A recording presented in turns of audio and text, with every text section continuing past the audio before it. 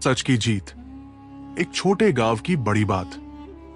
छोटे से गांव सिद्कपुर, सिद्क सच्चाई में एक किसान रहता था। उसका नाम था अमीन। अमीन बहुत ही ईमानदार, मेहनती और नेकदिल इंसान था। उसका एक छोटा सा खेत था जहां वो गेहूं, चावल और कुछ सब्जियां उगाया करता था। उसकी पत्नी हलीमा और बेटा सलमान भी खेत में उसकी मदद करते थे। अमीन कभी किसी का बुरा नहीं चाहता था। गांव वाले उसका बहुत आदर करते थे। लेकिन उसी गांव में एक और आदमी रहता था, इकबाल मिर्जा, जो एक बड़ा जमींदार था। वो झूठ, धोखा और जोर जबरदस्ती से लोगों की जमीन हड़प लिया करता था। इकबाल को अमीन की ईमानदारी से बहुत जलन होती थी। वो सोचता, ये आदमी सबका हीरो बना हुआ है, अगर इसे बदनाम कर दूं। एक दिन इकबाल ने एक चाल चली।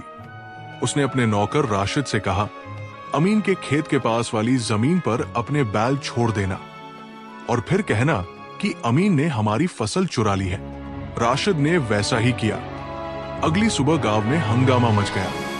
इकबाल जोर जोर से चिल्लाने लगा, अमीन चोर है, उसने मेरी फसल काट ली है। गांव वाले हैरान रह गए। अमीन ने शांति से कहा, मैंने कुछ नहीं किया, अल्लाह की कसम, मैं ऐसा कभी नहीं कर सकता। पर इकबाल ने पंचायत में शिकायत कर दी। पंचायत के बुजुर्गों ने कहा, कल फैसला होगा। अगर तुम दोषी पाए गए तो तुम्हें 5 बीघा जमीन इकबाल को देनी होगी। अमीन चुपचाप घर लौट आया। उसका बेटा सलमान चिंतित होकर बोला, अब्बू, हम झूठे इल्जाम में फंस गए हैं, क्या करेंगे?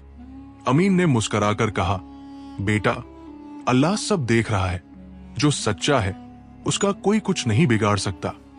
उसी रात सलमान चुपचाप खेत पर गया। उसने चारों तरफ ध्यान से देखा। उसे कुछ अजीब सा लगा। इकबाल के बैल अब भी खेत के पास बंधे थे और जमीन पर कुछ पैरों के निशान थे जो राशिद के जूते जैसे लगते थे।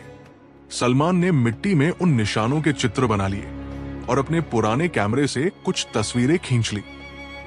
फिर वो गांव के शिक्षक उस्ताद नईम साहब के पास गया, जो शहर से पढ़कर आए थे और विज्ञान के जानकार थे। नईम साहब ने तस्वीरें देखी और कहा, यह तो ठोस सबूत है, हम पंचायत में सच्चाई पंचायत का दिन। अगले दिन पूरा गांव पंचायत में जमा हुआ। इकबाल ने फिर से जोर जोर से कहा, अमीन चोर है, इसे सजा मिलनी चाहिए। पंचायत के बुजुर्ग ने अमीन से पूछा, क्या तुम कुछ कहना चाहते हो? अमीन चुपचाप खड़ा रहा। तभी सलमान आगे आया और बोला, मैं कुछ सबूत दिखाना चाहता हूं। उसने तस्वीरें, चित्र और पैरों के निशान पंचायत को दिखाए। साथ ही उस्ताद नईम ने विस्तार से समझाया कि बैलों की चाल, गोबर की स्थिति और पैरों के निशान ये साबित करते हैं कि राशिद ही रात में वहां आया था। अब सबकी नजरें इकबाल पर थी। पंचायत के सरपंच ने गुस्से में कहा, इकबाल, तुमने एक ईमानदार इंसान पर झूठा इल्जाम लगाया। तुम्हें अमीन से माफी मांगनी होगी और सजा के तौर पर 5 बीघा जमीन उसे देनी होगी। सच की जीत। इकबाल का चेहरा सफेद पड़ गया। वो सबके सामने सिर झुकाकर बोला, माफ कर दो अमीन भाई, मुझसे बहुत बड़ी भूल हो गई। लालच ने मेरी आंखें बंद कर दी थी। अमीन ने मुस्कुराकर कहा, मैं तुम्हें माफ करता हूं, लेकिन याद रखो, झूठ चाहे कितना भी बड़ा हो, सच्चाई से नहीं जीत सकता। गांव वालों ने तालियां बजाई। सबने अमीन और सलमान की तारीफ की।